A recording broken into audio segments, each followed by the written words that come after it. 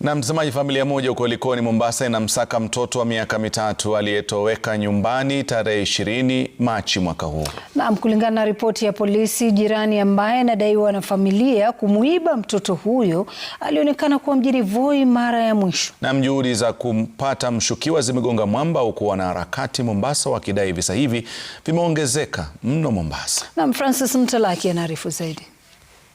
Familia ya Precious Jerop imefika katika kituo cha Likoni, kaunti ya Mombasa, kutafuta majibu kuhusu aliko mtoto huyo wa miaka mitatu.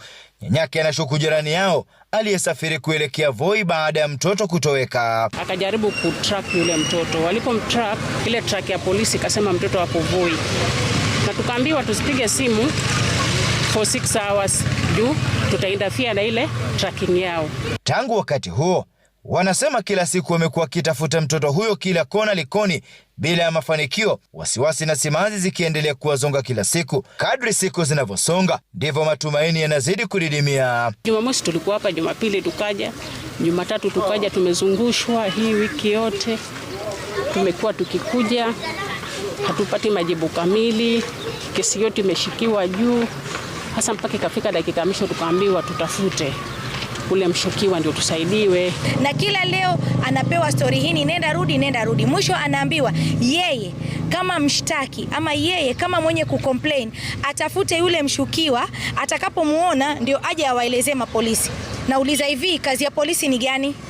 Kwa nini wao wanataka easy job, wakae kwa maofisi yao, wangoje yule anayekuja kulalamika ndio aje wapatie information? Tunataka huyo mtoto baada ya siku 3 awe amepatikana.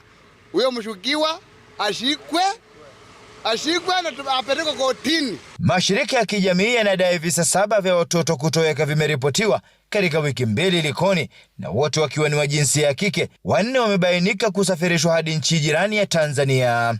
Wengine wanapatikana wamekufa, wengine wanapatikana wamevushwa Tanzania, na leo huyu baby Precious hajulikani alipo. In Likoni only. Haya yanajiri siku chache baada ya mwili wa mwanamke wa miaka 36 kupatikana katika nyumba iliyokuwa inajengwa, huku msichana wa gredi ya 5 akidaiwa kubakwa na kuuawa huko Kisauni. Francis Mtalaki, Ringa Citizen, Mombasa.